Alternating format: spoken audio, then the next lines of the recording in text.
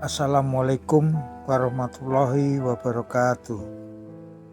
Salam damai sejahtera untuk kita semua. Om Swastiastu, Namo Buddhaya, salam kebajikan. Jangan pernah melupakan sejarah atau jas merah. Hukum. Kemana nasib Pak Harto bermuara? Dalam hitungan hari, Presiden Habibie mesti menuntaskan dugaan KKN Pak Harto. Akankah ia menyerah dan mengampuni sang guru? Andai PJS Jaksa Agung Ismujoko menepati janji, Senin 11 Oktober ini ada pengumuman pemerintah soal nasib HM Soeharto. Mantan Presiden kedua RI itu disidik atas dugaan melakukan kolusi, korupsi dan nepotisme dalam kurung KKN selama memerintah. Dan pekan ini B.J. Habibie harus memutuskan sikap menjelang pertanggungjawaban Presiden pada 14 Oktober. Soeharto bersalah atau tidak? Selama hampir 1 tahun, Kejaksaan Agung yang menyelidik kasus Pak Harto memang berhasil mengulur-ulur waktu. Semula Habibie berjanji mengumumkan dugaan KKN Pak Harto sebelum pemilu bulan Juni berlangsung. Tapi janji tinggal janji.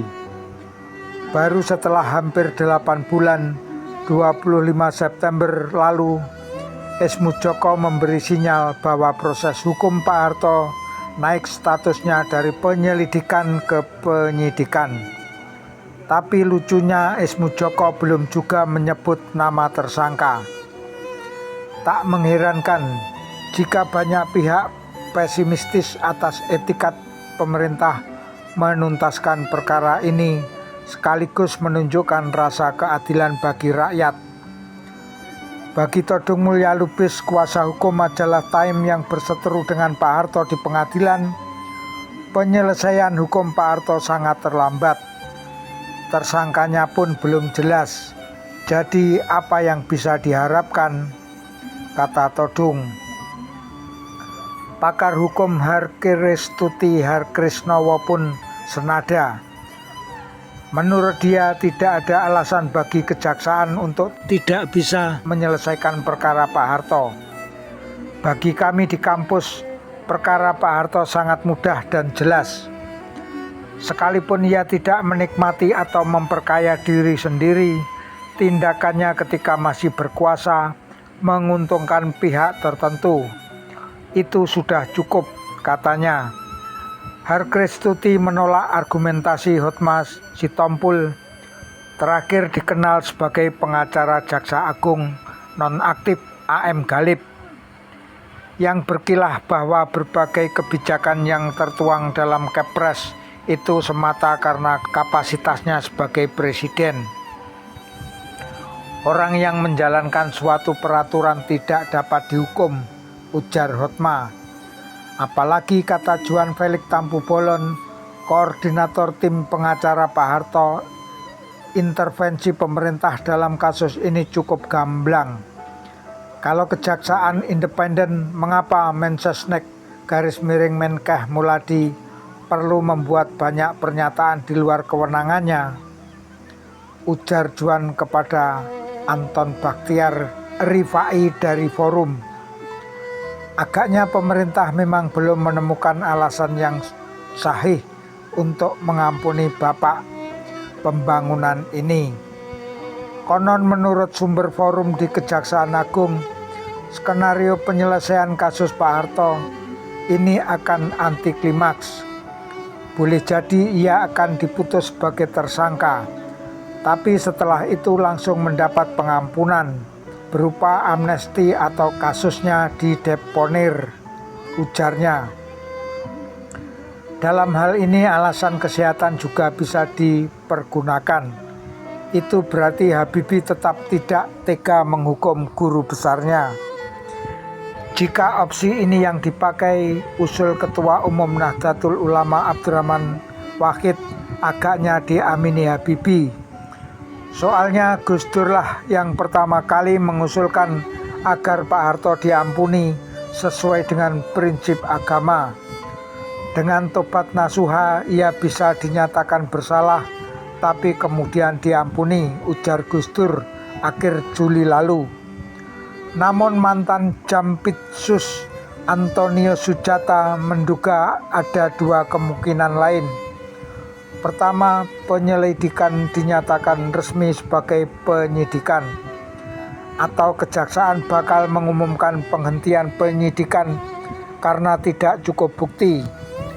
Jika langkah pertama yang dipakai, kata Anton, Habibie bisa dianggap gagal melaksanakan TAP nomor 11/1989 tentang penyelenggara negara yang bersih dan bebas KKN. Apapun hasilnya, jika perkara ini sudah masuk ke pengadilan, barulah Habibie dianggap melaksanakan TAP MPR, ujar Anton. Masalahnya, apa memang tidak cukup bukti menyeret mantan Presiden RI yang berkuasa selama 32 tahun itu? Menurut Antonio Sujata, dari hasil tim yang dulu dipimpinnya sudah cukup alasan bagi kejaksaan menjadikan Soeharto sebagai tersangka. Sayang, laporan hasil penyelidikan terhadap yayasan dan proyek mobil nasional setebal 32 halaman yang diserahkan Galib menguap tanpa kabar. Sebelumnya mantan Jaksa Agung Sujono C. Atmonegoro telah pula melaporkan hasil yang sama. Timnya yang memeriksa 5 yayasan Pak Harto jelas menemukan penyimpangan dana yayasan yang dipakai untuk kepentingan bisnis keluarga dan kroni cendana. Tapi ironisnya, bukan kredit poin yang didapat Sujono dan Anton, justru mereka harus dilengsarkan dari kejaksaan. Tak mengherankan jika Ismujoko terkesan berhati-hati dalam menangani perkara besar ini. Dari awal kejaksaan ragu dan bingung menunggu kejelasan sikap pemerintah. Mereka menunggu perintah Habibie. Bagaimana akhir kasus Pak Harto ini, kata Har Kristuti. Jadi tunggu tanggal mainnya. Shen Chiao, M. Husni, dan Victoria Sijabat. Forum Keadilan nomor 26, 17 Oktober 1999, halaman 30.